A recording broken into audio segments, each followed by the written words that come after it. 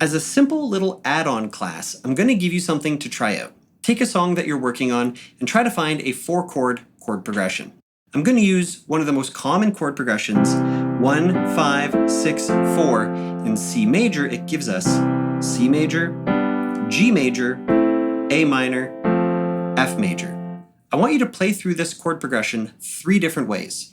Start on a root position of your first chord, and then the second time start as a first inversion, and the third time start as a second inversion. This is going to give you 3 different roadmaps of getting through this chord progression, and it's going to force upon you some different shapes and a slightly different sound based on the approach you take. So let's start with the first version where we start on a root position chord. C major's root position, G major, there's one note in common, so we keep the G on top. There's our G major first inversion. G major, A minor, there's no notes in common, so they're neighbors. I'll keep the same inversion. So first inversion to first inversion. And A minor and F major have 2 notes in common. I just don't have an F right now, so if I take my E and bump it up to F, then I get my 4th shape. That would sound like this, with octaves in the left,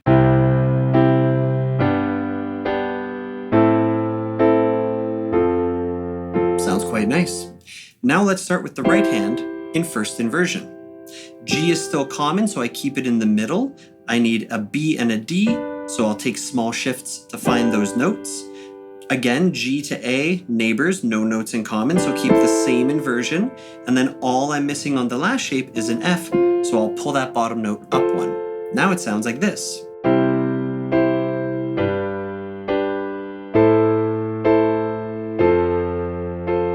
And as a fun little side note, this is actually usually one of my first places to start, is this first inversion in the right hand. It allows my left hand to sneak its octave pretty close, and sometimes I'll even add a 5th. Fun fact, bar chords on a guitar is this. It's a root, 5th octave, and a first inversion chord. So it's a beautiful sound, it's very iconic, and it's going to spread out the notes quite well. Keep in mind, if I start in a root position, now my left hand has to be down here for those octaves, and things feel a little bit too separated at that point. I'm not saying never start with a root position, it's just something to consider. If you wanted to put a 5th in the left hand, that might be a good alternative. Lastly, we're going to start in second inversion. Again, between C major and G major, the G is common. Keep it on the bottom. The other notes are going to shift appropriately to a root position. G major to A minor, no notes in common. So I'm just going to pop it up 1, root position to root position. From here, A minor and F major have very similar notes. 2 notes are in common. So I'll move my E up to an F, and there's my 4th shape. That would sound like this.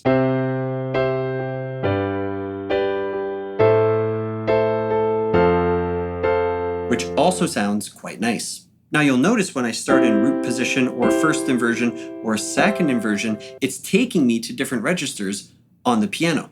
And this is important to recognize. If your singer is singing up in this area, it might not make sense to play the second inversion chord to start because you're encroaching in their frequency territory.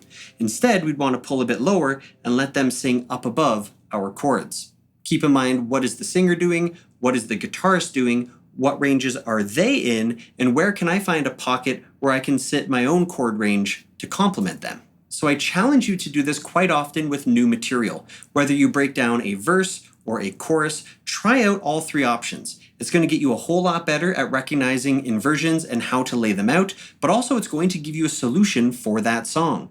This is something I would do quite often when I had a new song. I would try things out with different inversions, see what felt best, take into consideration what the context of the band is doing, and then you have your solution for how you can approach your inversions within that song. I hope you enjoyed this class. I'll catch you in the next one where we're going to wrap things up.